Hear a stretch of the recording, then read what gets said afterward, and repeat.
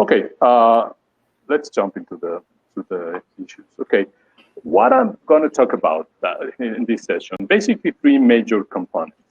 We're going to review quickly the regional labor markets in the country, with a high focus on really looking how the different regions can be understood. That's one way and to see it, and also to understand the different levels of income within this particular region. The other element that is very important to consider when you start talking about compensation strategy in Mexico is a gender inequality, which is present, we understand, in the country, but in this country, because of the culture and where we come from, it is very important to consider. The three elements is how compensation and public agenda match. As a country, of course, the matters of compensation and income for families, it is very much into the public agenda in the country. We'll talk about it further later on. Okay. Let's jump into the first section. This is a map of I probably heard about this, the HID Human Development Index developed by the United Nations. And it's a great way to see how the diversity of the countries are in terms of not only income, but also other elements as considered also as part of human development, as education and health. So as you can see it very clearly, Mexico, we can see it in the middle of the different ranges with this light green that it is shown. So with this perspective, we can see in a greater detail really where, in terms of development, human development, it is the country. Why I'm talking about this specifically? I believe the international media, there's a general misconception of where the Mexican economy really is. It is common to hear, for example, the 14th world economy, which it is, the first U.S. trade partner, and a pushing member of the G20, that an international organization, I'm sure you know, comprises the 20 largest economies of the world. From having this particular focus on human development, I think things might change a little bit. Warren had requested to me to give you an idea, true idea of where compensation it is in the country. So that's one of the reasons I'm taking this basic information. Now, this is a way to see in Mexico a big picture. I'm going to take you to a closer look. Let's zoom into this information. This is a map of to show you how the regional diversity in the country exists, how different regions of the country are within the same borders, but at the same time with hugely, completely different levels of development. This is a poverty, a definition of poverty, and it's marked in different colors, of course, taken from the Mexican census. The better you go into the colors, the less developed the region is. So if we can see it that way, we can certainly see different regions that I'm going to do very quickly. Let's see, let me know if you can see this. For example, the southern part of Mexico City, which is around this area, it is absolutely the less developed area of the country. I'm going to show you the greater contrast at the following graphic, but just to show you, I want to show you specifically where the main regions are. But other region which is completely different in terms of development and income, and of course in compensation, is the center part of the, which comprises Mexico City, and a little bit northern is called the Bajío region. And the beige area that you can see here, it is absolutely another world completely, another economy. This region is mostly linked to the United States in terms of industrial and service provider strategy. And that, of course, the level of development is completely different from the other two. particularly between the north and the south. It is very common to talk about south in terms of not only in terms of income, but also in terms of the different aspects that are generated by income. For example, social development and even political ideology. Okay, so that can give you an idea how different the country is. Let me try to jump to the next one. Okay, now this is a graphic that is exactly the same information but from another perspective. Again, using HDI, the Human Development Index, I want to show you how disproportional the inequality in Mexico it is. In the same border, like I was saying, you will find a level of development compared to Norway, which is on your left side and on your left corner of the. I'm struggling a little bit with the painting tool, but anyway, on the left side of your right here, on your screen, there are some regions of them. Thank you. There are some regions of Mexico at the level of human development. It is exactly as Norway. For example, the Benito Juarez, where actually we're standing in Mexico City, where our offices are. And also, for example, Garza Garcia in Monterrey probably will be in exactly the same level of development. Now, if we move it, and this line that crosses along different regions of the world, Europe and Central Asia, Latin America, and the world average. And also Sub-Saharan Africa, which is a little bit further on the south, below, I'm sorry. But if we follow this line right here, we can compare using exactly the same index. The less developed municipality in Mexico, Cochuapa el Grande, in the state of Guerrero, which is about an hour and a half from Acapulco, and probably you heard about Acapulco. And that region specifically, the level of development, it is very close to countries as Liberia and the Congo. Now think about that. It is absolutely contrasting how to see, and that's one of the reasons I wanted to present you this graphic, how within the same country you have such a different levels of course, income, remember health, and remember education, which are part of the index that I'm using for this graphic. Okay. What about compensation? Of course, there's a social implication. Then there's a close link between this graphic and the different levels of compensation you're going to find within the country, within exactly the same country. So when I heard, what is this? Just tell me a single strategy for compensating my workers, my collaborators in Mexico. My answer is there's no single strategy. You might want to take a look at much into great detail where you're going to locate your offices, and from there we can think about much an accurate way of compensating your people. Okay. Now let's talk about another form of inequality very much existent in the country, which is inequality. Like I said, it shows in every country. It is a matter of every country. But in this country has some specific matters that or perspective that I want to present to you. This graphic represents, we are represented in this very nice purple color on your left. And the other orange representations are the different levels. And of course, the gap between that exactly same person, male person, and the different levels of compensation for females exactly in the same position.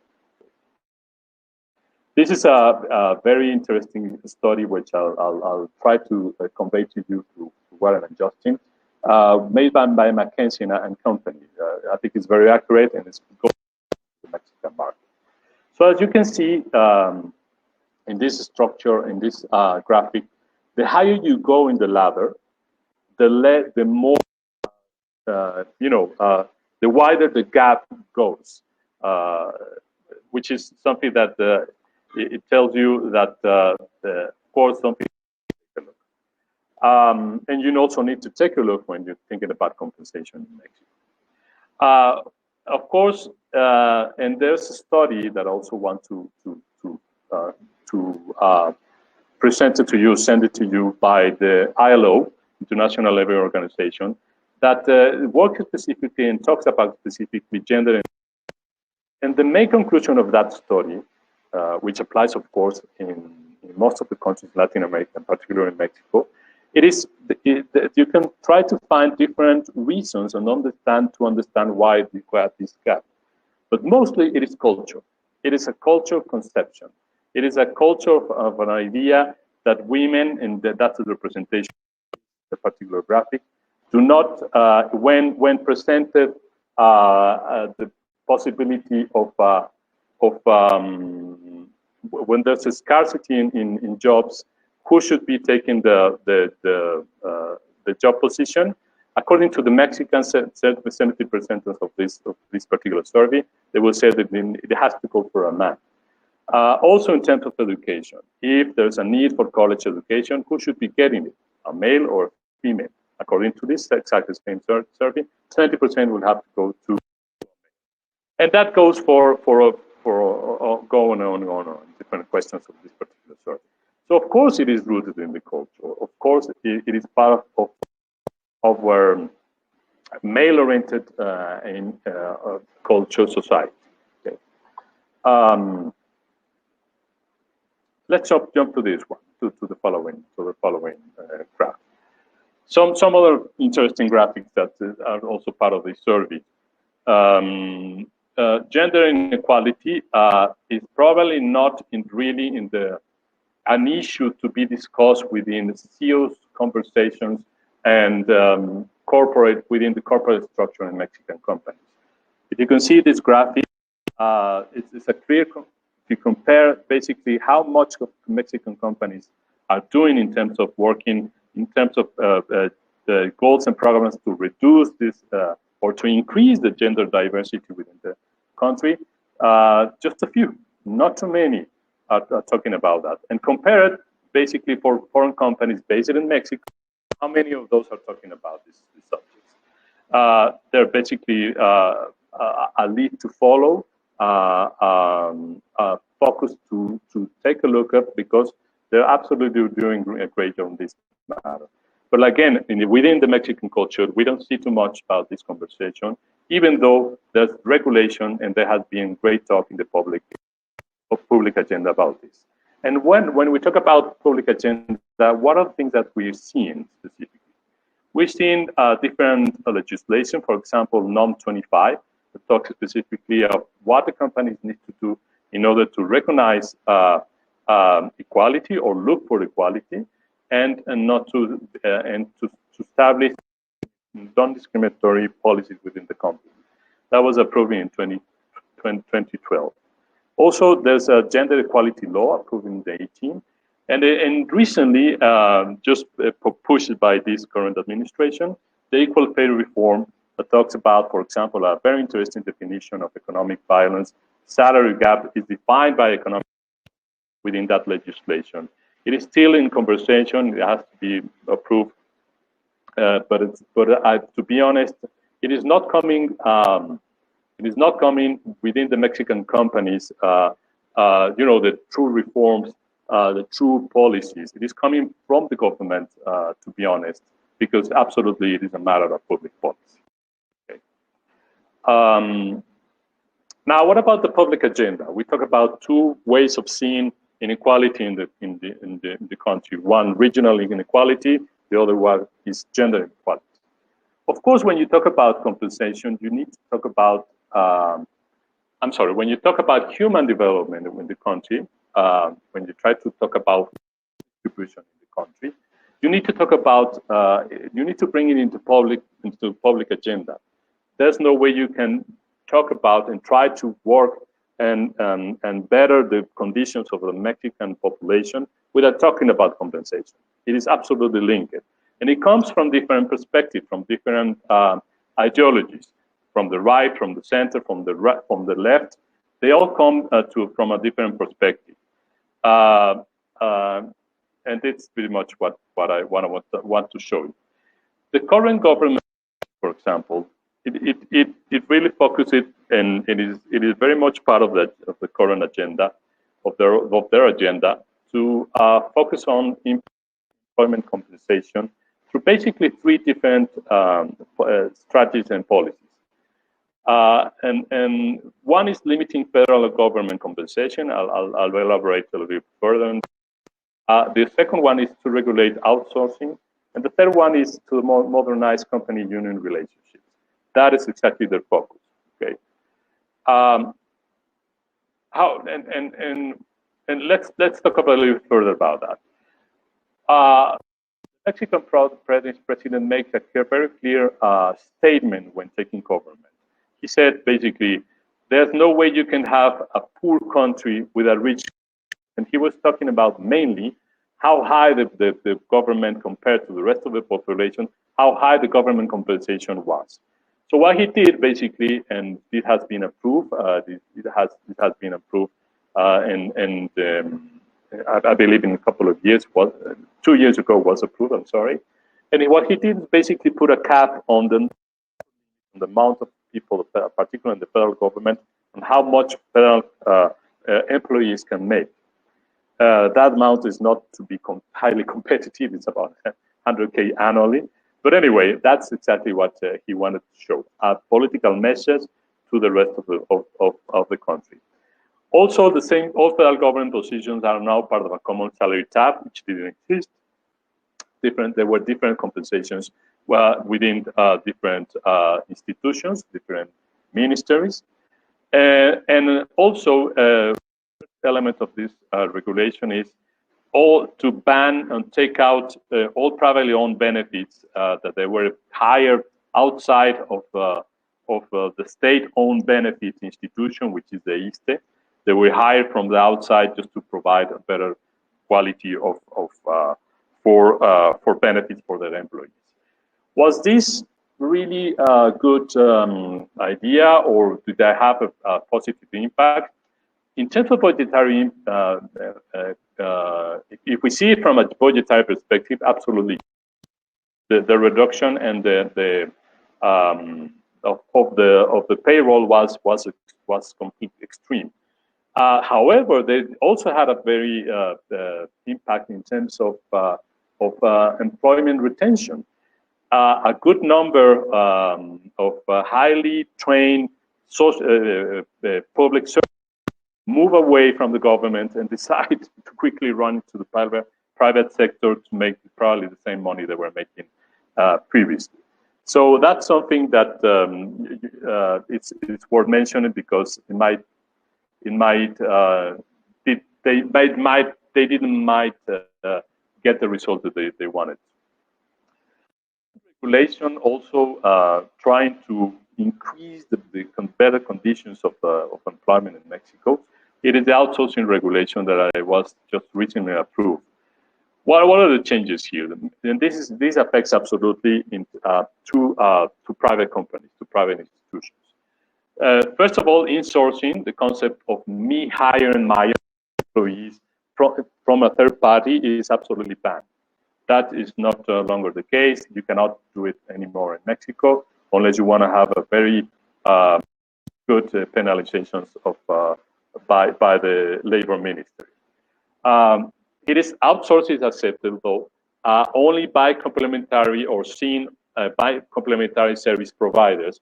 For example, in my case, an IT provider would be a complementary provider that is not in my payroll and to provide good services. So that's basically the main changes. In exchange, some of the benefits, for example, profit sharing, which was 10%. Let me explain to you very quickly. 10% of the profits of the company needed to be, according to that legislation, to be distributed in equal terms, regardless of the level, regardless of their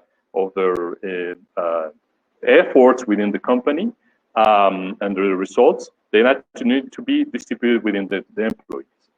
That's a huge impact in terms of investment for any company who wants to do business in Mexico.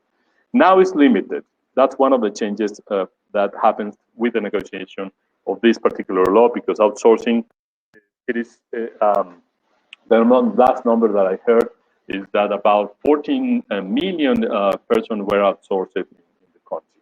Now, what is the goal in terms of compensation of this particular legislation?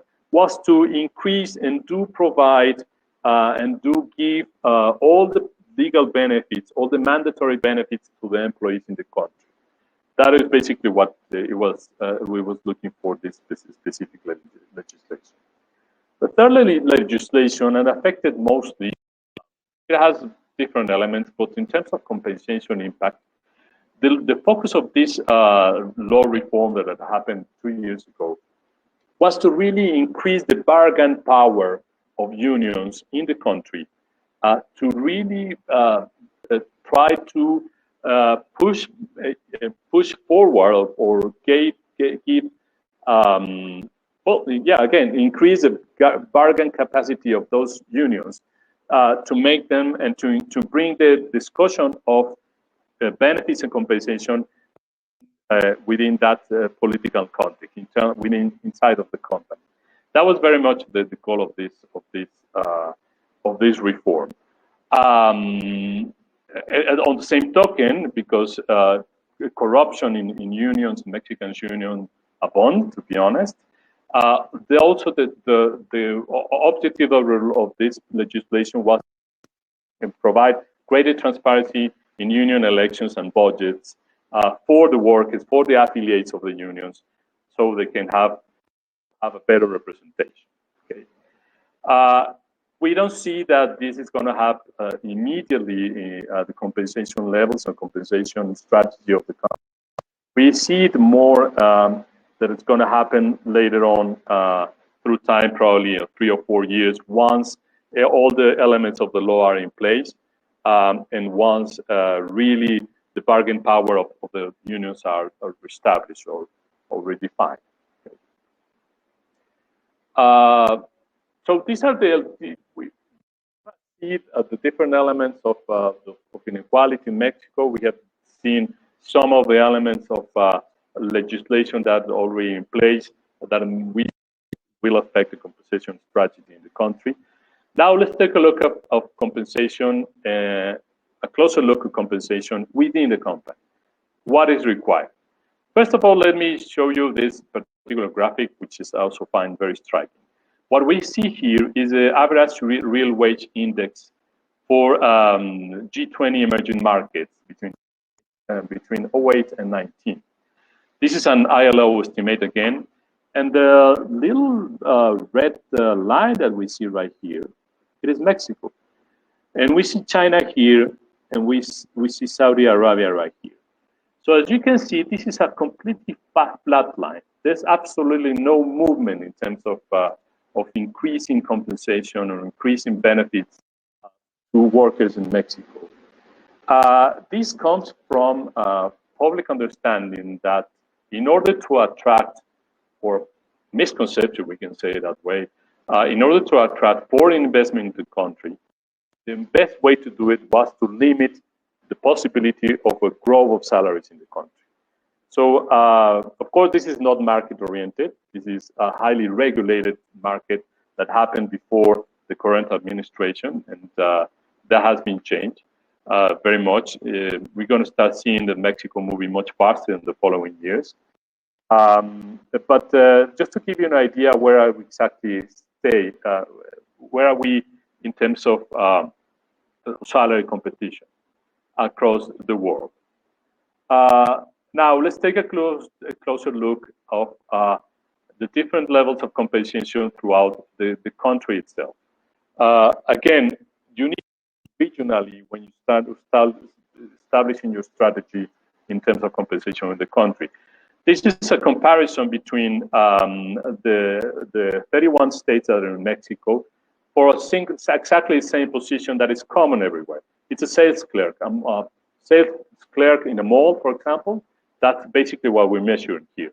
And as you can see, the compensation, the gap between the first one, Oaxaca, and the state of Durango is about 38%, within, again, the same country, okay? And exactly the same position. So the variation of the levels are huge, are enormous, and that's one way to see the variation of regional regional variation. Now let's see another way to see an exact same another way to see compensation within the company. This is sueldos.com information, and what we did is make a comparison between three different levels of an organization, coming from the lowest level at the operational level, blue columns, we can say it that way, key staff, which is personnel, most of it, managers, mid-sized managers, and C-level of the organization. Now, as you can see, the impact of public and of course the high availability of resources and talent at this particular level have made that, again, the line has been staying completely flat. If we take the competition really in terms of talent, it really goes in this level, and of course in this level. But it's what is happening again, because of that strict control at this level, it is widening really greatly the difference between the C-level and the lowest level within the organization. I found it really striking. I found it that something has to be done to, again, talk about sharing the wealth in order to have a good and consistent strategy within your organization. And the amounts, these are in pesos, total amount retribution, but the amounts are enormous from one or the other. Okay. Warren's going to talk a little bit further about this because he knows the developing countries markets. And when we spoke about this, he told me, well, it is very much, and it's very close to the same, what happens exactly the same in some other countries. I'm going to jump into this slide. I think it says basically the same thing that we just saw before. The only thing that it shows is that the recovery of executive positions, recovering from their bargaining and their purchase power, it is up 69%. When you compare it to non-executive positions, it is 32%. Okay. So that wise the gap between poor higher level payment and lower level payment within the company. Now, another thing that you might want to consider when you talk about, and we get this question frequently, when we talk about compensation, and what are the mandatory benefits that are in the country, and how much do they affect into my strategy in terms of budgeting? These are the mandatory benefits for Mexico.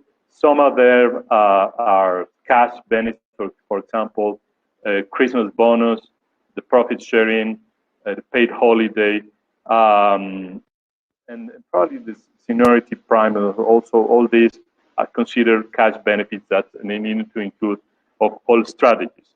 All the others are more, time off and health benefits, such as the Social Security and the maternity leave, held that way. Now, the impact of what we measure is not really when you can talk about defining a strategy in Mexico. The impact is about between 10 to 13% if we see it on a clerical level, and executive level goes below that because the variable compensation, it increases, of course, on that level. Okay, so I'm sorry, I brought this because, like I said, it is a very common question for our clients that are starting,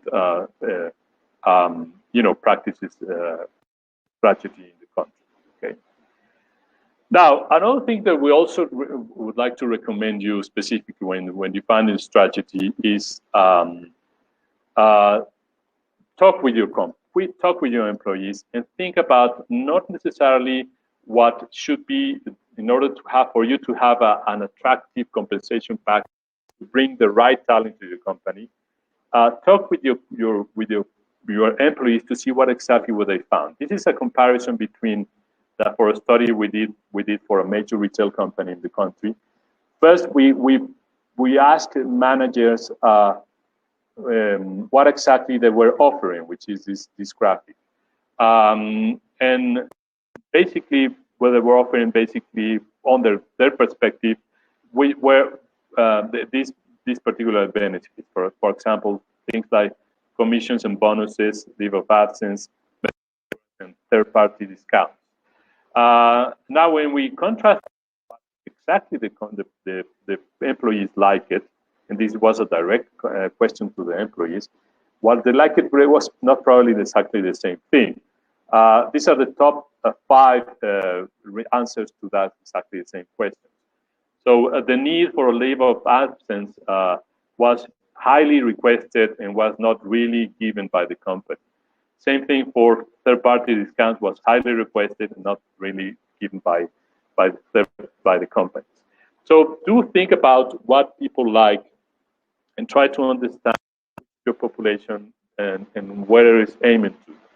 Of course, some benefits in Mexico are tax deductible, and that is also affecting it should strategy when defining a new strategy, or you want to modify a strategy for compensation in Mexico.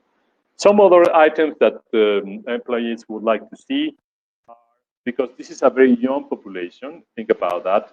Most of the population in Mexico, around I believe 35 to 40%, are younger than 20 years old. Of course, they're going to look for things that they are good for their career, and they also have a moral perspective of compensation. And I'm talking about specifically social impact of the company. They would like to, that was part of the survey that I mentioned, the young people would like to work on institutions which have a social impact, with a company that has a real social impact. On the other elements, remember, this is a highly family-oriented culture, and bringing it to the company and the families to see what their parents are working on. It is highly regarded. It's highly seen as a right strategy. Okay. And just to summarize, this is we're getting into the end of the presentation. We would like to also to hear your questions and your comments. Warren, Justin, for an open forum. So that's what we're going to do at the end of this presentation. Just to summarize, when thinking about strategy or design a compensation strategy in Mexico, we recommend you to think regionally. Like we mentioned, please consider not only strategies for strategy that it works particularly well for Mexico City. It probably won't fly as good as if you want to position your plant or your team in Aguascalientes, some other regions. So think regionally when defining the strategy. Second, do expect legislation changes constantly, particularly in this administration. This administration is coming from another, we can say, leftist perspective. So we have seen it, and we're going to see it in the upcoming years. So what we see probably in this moment is going to change probably in the following years. So do expect those changes. Third, of course, think about equitable pay that is key for success. And when I think about equal pay, not only by gender, but also by level specific. We don't see too much career paths or strategies toward career paths within the companies. We see a lot of rotation on the lowest level and high stagnation in the upper levels. So if you want to grow a company, you might want to think accommodate that curve, so people will really expect a good treatment and a good career inside your companies. And of course, yes, do comply with mandatory benefits, but you need to go much more further. You need to go in all levels of the organization, particularly for your young population. You need to go and think more exactly for what they need and do understand the market trends, which are changing rapidly. Of course, the pandemic is our perspective of retention on how attractive the company might be to our teams. Basically, what I have on my deck. Please, I'll give you back the microphone, and please, would like to hear your questions. Let's open the mic to everybody.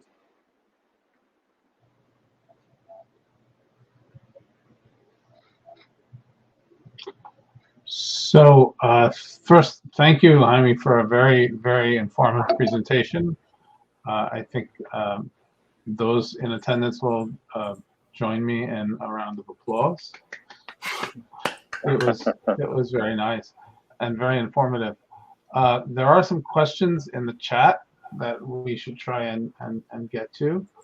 A couple of people asked a little bit more about regional pay differentiation. Emmanuel asked, is there regional pay differentiation within most companies, and also, or do most companies stick to a national pay philosophy? So can you just comment on that? Do companies take a more of a localized approach, or do they go for a national approach? What we see normally, it depends on the size of the company, of course, but what we see normally is that in organizations that start to grow regionally do not have the real structure to think about local in terms of compensation. So they just export basically their strategy into regions, and there's exactly when we start seeing problems. Because probably it might be interesting at the beginning, just to make the same money as a manager or as a clerk in Mexico City when you're working in Oaxaca state, which is in the southern poor region of the country. But at the same time, that is going to take your payroll high, and that's one issue. And if it happens the other way around, if you're paying less for that particular region, you're going to have a great turnover on the personnel. So just to answer the question, if we've seen around, depending on the size, for example, organizations that have offices in about, 10, 15 different companies, we see 4 different payrolls for that to attack and to really comply with the market request, market needs. But that is not the norm. Most of the companies only have one single policy and one single market strategy for the country. I hope I'm clear. Okay, thank you. A couple of people are asking about, Ramesh actually had 2 questions. One, I think, Ramesh, you were the one who asked about unions too. Whether it was common for unions to be active in the IT industry? No, not at all. I haven't heard about any union in the IT sector. Most of the unions, just to give you an idea of the size of the unions in Mexico, about 13% of the population are unionized, which is not too great. The unions in Mexico come from a larger tradition of political linking with the older party, the PRI. I probably heard about this. Is a very old party that came out. It was formed after the Mexican Revolution in 1920s. So there was most of the thanks to that corporative structure of the party, unions in Mexico grow. They grow mostly in traditional sectors such as manufacturing, such as railroad, which doesn't exist anymore, such as power production, etc. The new sectors of the economy, which is IT, which is digital, which is data analysis, absolutely not. You don't see it at all. Okay, thanks for that. And Ramesh also asked if there were good sources, if he wanted to dig into more information about Mexican comp. and I think Jaime, you and I both can offer good sources for that. Both our companies conduct salary surveys in Mexico. Absolutely. So that would be a start.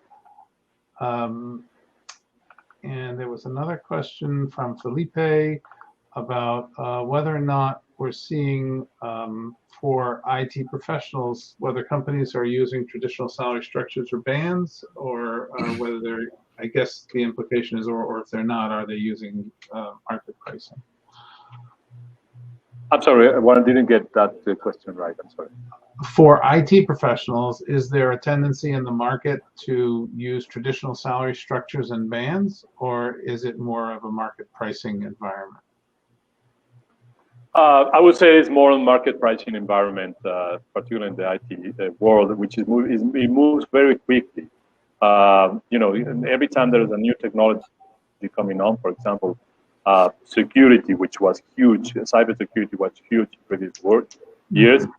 Well, it was a huge, line growing up in terms of salary market compensation.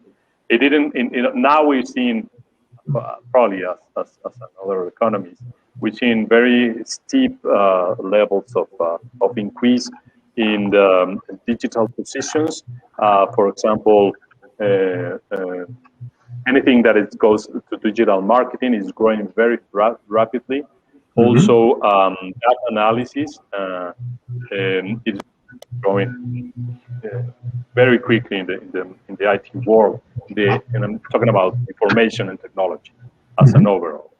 Developers also, although it's a little bit stagnant because that's a position that we have seen it, at least in 30 years back in the market. On new technologies, we are seen as a high step also in those positions. Great. I think we've actually addressed all of the questions that were posted in the chat. We still have a little bit of time left if there are other questions that people are wondering about. Justin, anything to add? No, I just want to reiterate my appreciation for Jaime for your taking time to do this, and reiterate too that both the Burgess Group and Sweldos.com offer great options for salary information in the Mexico market. So definitely great sources to take a look at. Jaime, one of the things that I have been kind of curious about is what are you seeing in terms of remote work happening in Mexico over the last year or so? Are you finding that that's really kind of increased like we've seen in the U.S., or are you finding that it's a little bit different? I think it's a little bit different. First of all, infrastructure in the houses are probably not as good as in an American city. Just to give you an example, some of my we did a quick study in terms of companies, how a client wanted to bring their employees back into the office, and it was interesting to see that in the upper levels they didn't want to move to the house, and the lower levels they want to rush into the office. Why? Because the houses, in particular again for women, was that they need to comply because they weren't at home. They need to comply with husband and kids' needs, and at the same time work in a house that is probably not too big and not probably the best connection. So that's something you need to have in mind when defining that kind of strategy.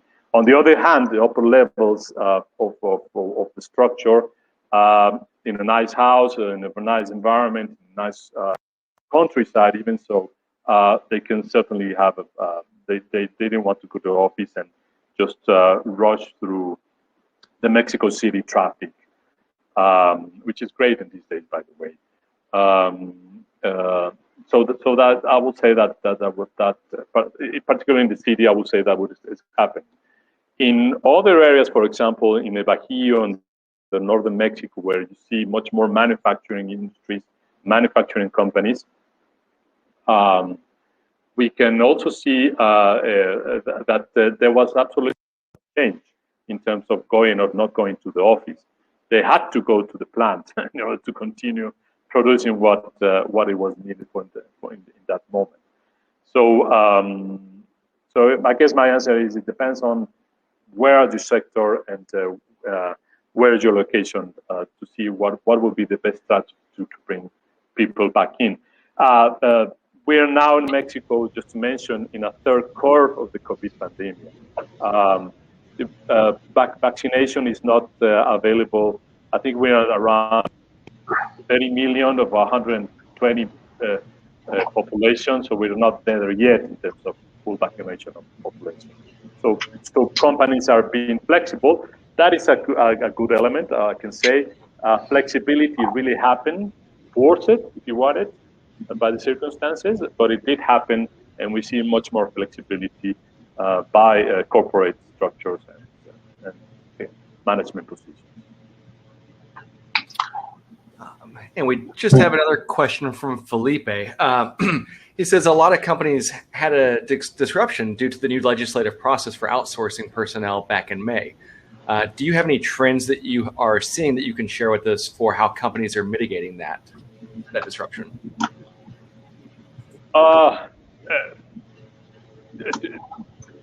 It is very, I mean, as a trend specifically, I think we need more time.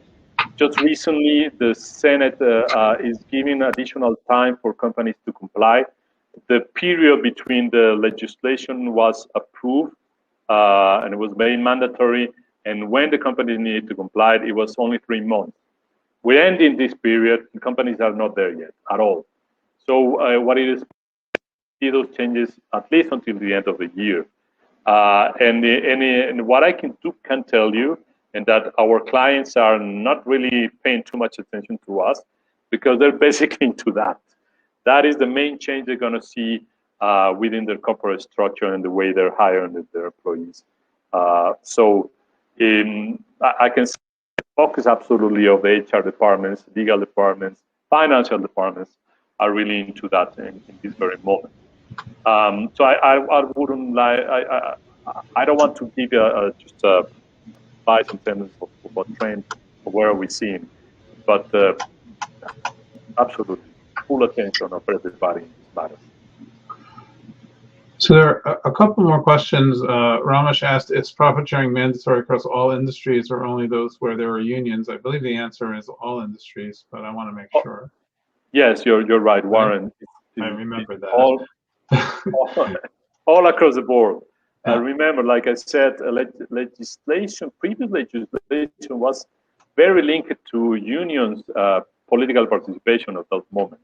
That was a 1960s legislation, and at that moment, the PRI was, and the corporate structure of the PRI was highly supported by unions, so they had to give something in return. That was one of those profit sharing. Mark asked if you're seeing more professional services and technology consulting companies expanding into Mexico. Yes, very much. The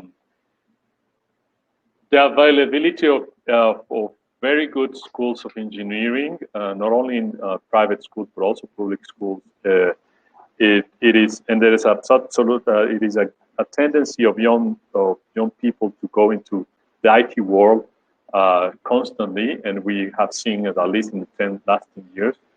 It has increased really the job offer of bilingual personnel in Mexico to do IT and technical with IT and technical skills. So yes, absolutely, we've seen a lot. Probably not in, and we can differentiate it like that, not in high-end products such as I don't know. For example, high complex product development or software development. But yes, in support levels, we've seen that a lot. Call centers in Mexico are booming across the world, all across the country, particularly in the regions of Monterrey, Mexico, and Guadalajara, mostly in Guadalajara.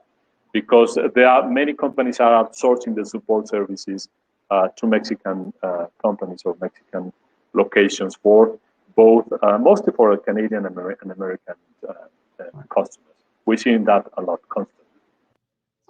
And my former colleague Magali asks, on the same note, what about PTU and performance bonus? I'm not sure what PTU is, but maybe you know. Profit sharing, PTU. Okay. It is exactly that. I'm sorry, Magali, I didn't get the So question. I think what she's asking is was there disruption due to the new rules? Yes. For PTU and performance? Did I get that right, Magali? Yeah, performance. There's no legislation that there is not a mandatory elements for performance bonuses and compensation. That's still very much within the market request and the company's strategy. For PTU, yes. What changed it basically, instead of paying 10%, what changed it is now that it was changed for 2 or 3 months of additional compensation for employees. In some cases, that also can be linked to performance bonuses. Yes, in that case, you're right, Magali. In some cases, that can be linked to real performance of the person, of the employee. So it no longer has to be calculated on a per capita basis like before? No, not anymore. Oh, okay. Yeah, so that's a big change. It is a huge change. Yes, absolutely.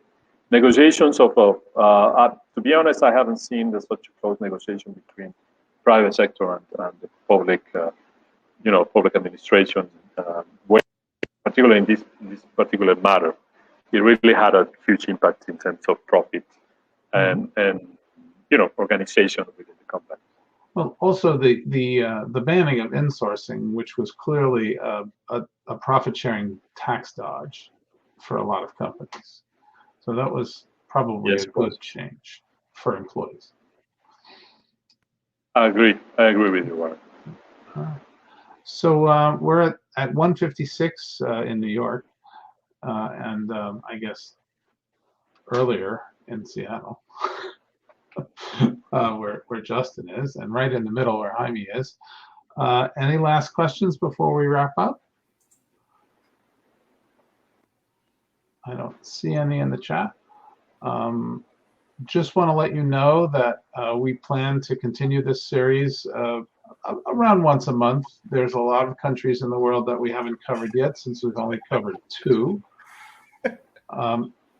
I did note a couple of folks suggesting Argentina as a place to go next, and that could be interesting, or perhaps we might take a more of a thematic approach and lump Argentina in with Venezuela and South Sudan, Ethiopia, and a couple of other volatile economic situations, and just talk in general about how to deal with that. That's a topic that I love to talk about. But we're also going to try and be representative of all the regions of the world. So likely we'll choose a place in Europe or Africa next. But we will note that Argentina is of interest, and if we can pull it together, we'll do that.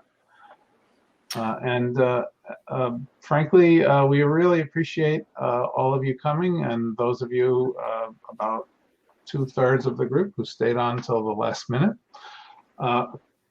We will send an email with a link to the recording, and you can also respond to either to me or to Justin to get copies of or access to earlier recordings from our Dubai session last month. And I'll stick my email address in the chat, and Justin, why don't you do the same in case people don't have it.